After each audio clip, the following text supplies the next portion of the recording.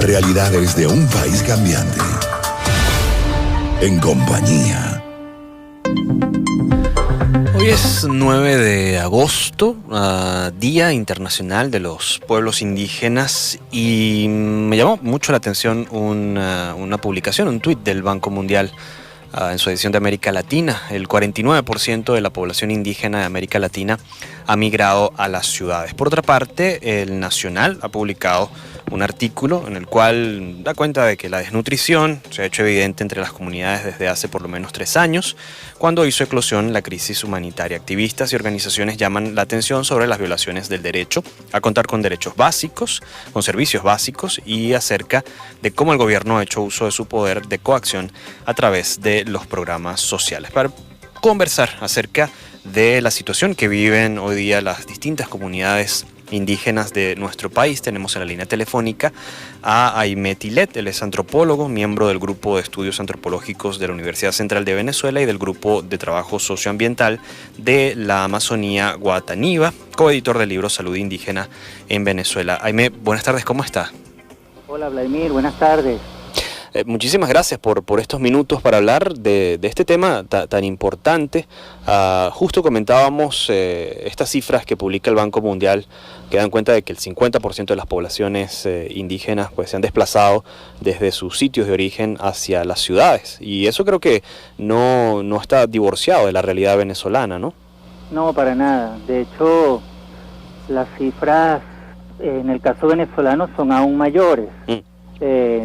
Durante las 3 o 4 últimas décadas, la migración de poblaciones indígenas desde sus territorios ancestrales hacia zonas urbanas ha alcanzado entre el 60 y el 70% de la población indígena.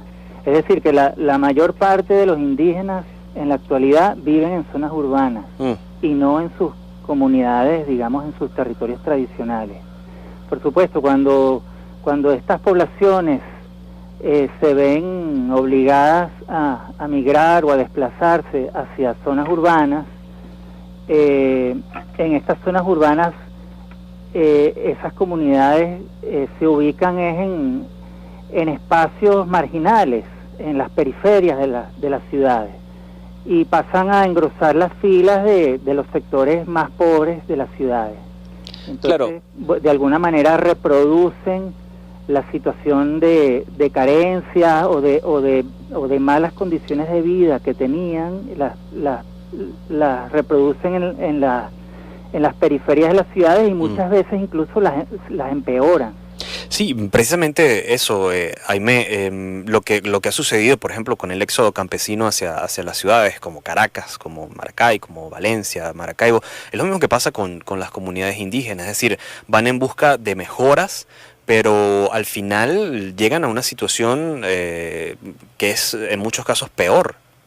Sí, bueno, eso tiene que ver con un modelo, digamos, de desarrollo nacional, vamos a llamarlo así, y que se ha venido reproduciendo por décadas y que no ha cambiado en estos últimos años para nada, más bien se ha acentuado, que es que la inversión pública se concentra en las ciudades y no se desarrollan políticas orientadas a las poblaciones rurales ni a las poblaciones indígenas.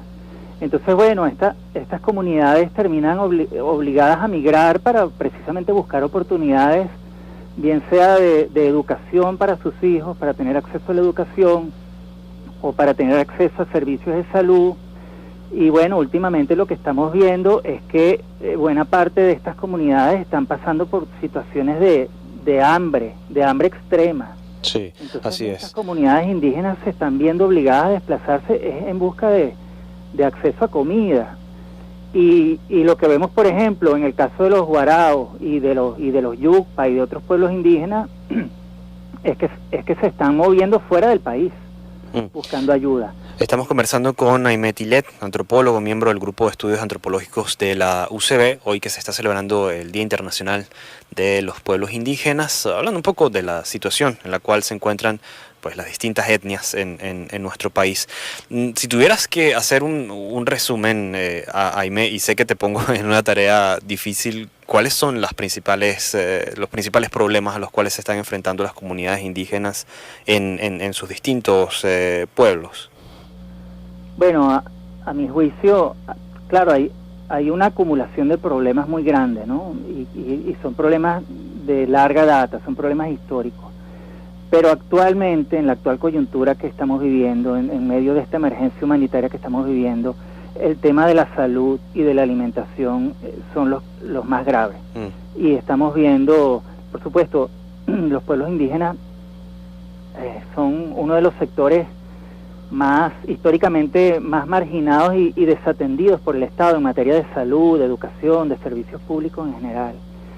O sea, no es una situación nueva, sí, pero en medio de esta coyuntura que estamos viviendo, eso se ha agudizado exponencialmente. Entonces estamos viendo, por ejemplo, bueno, el caso de la epidemia de malaria desde hace 3 o 4 años para acá, cómo está afectando sobre todo a comunidades indígenas del sur del país. Los brotes de sarampión que hemos visto, sobre todo este año, en población del Tamacuro, en población Guarao y ahora también en Amazonas, con múltiples defunciones. La OPS sacó un boletín hace un par de meses donde se hablaba de 35 defunciones por sarampión y de esas 35, 33 era de población Guarao. Y esa cifra que da la OPS es una cifra donde evidentemente hay un subregistro, hay muchas más muertes que se han reportado. Claro, y como tú bien lo mencionabas, no es un problema nuevo, sin embargo, este gobierno, desde que se inició a finales de los 90, pues se declaraba indigenista, se le dio participación en la Asamblea Nacional. Sin embargo, todo esto pareciera ser una fachada, es decir, detrás de esto no hay acciones de verdad que hayan beneficiado de manera contundente a las poblaciones indígenas. Sí, bueno, yo creo que hubo, digamos, unos avances importantes en términos de reconocimiento de los derechos. Es decir, la Constitución reconoce los derechos de los pueblos indígenas, luego se aprobaron toda una serie de leyes que de alguna manera reconocen y amplían los derechos de los pueblos indígenas y todo eso es muy positivo. Por otra parte, se les dio a los indígenas, se les garantizó espacios de participación política en distintas instancias, ¿no?, de los poderes públicos. Sí. Pero como tú bien lo estás diciendo, eso no se ha traducido en una mejoría concreta de las condiciones de vida de los indígenas. Así es. O sea, ha faltado, o sea, ha habido todo un proceso de reconocimiento y algo que es muy común con este gobierno, que ha sido caer en lo declarativo.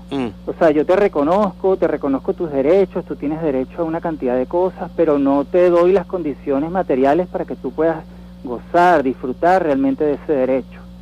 Sí, y lo más lamentable de todo esto es, como tú bien lo indicas, los altos índices de abandono de sus poblaciones naturales para irse a la ciudad y finalmente encontrarse con una realidad mucho más dura de la que viven en sus poblaciones.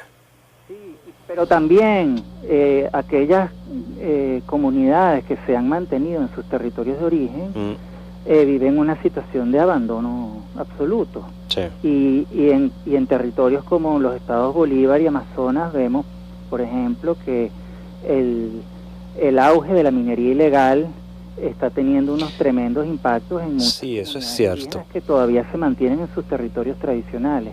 Y la minería ilegal viene acompañada, bueno, no solo de impactos ambientales tremendos, sino de una cantidad de problemas de salud, de problemas alimentarios y de otro tipo de problemas sociales que los afectan terriblemente. Claro, porque prácticamente son expulsados de su sitio de origen, no es ni siquiera una decisión. Claro, y además se ven sujetos a una situación de tremenda violencia. Sí. Es cierto. Aimé, nosotros de verdad muy agradecidos por estos minutos y por todo el trabajo que hacen en favor de los pueblos indígenas de Venezuela. A la gente que quiera conocer un poco más de su actividad, de tu trabajo, ¿cómo puede hacer? Bueno, por internet, el Grupo de Trabajo Socioambiental de la Amazonía, su página web, www.guataniba.org.be. Yo también formo parte del Observatorio de Ecología Política de Venezuela, en internet la página web www.ecopoliticavenezuela.org. Perfecto. Aimé, muchísimas gracias. Feliz tarde. Igualmente, muchas gracias a ustedes. Un gran saludo. Era Aimé Tilet, él es parte del Grupo de Trabajo Socioambiental de la Amazonía Guataniva, también es coeditor del libro Salud Indígena aquí en Venezuela.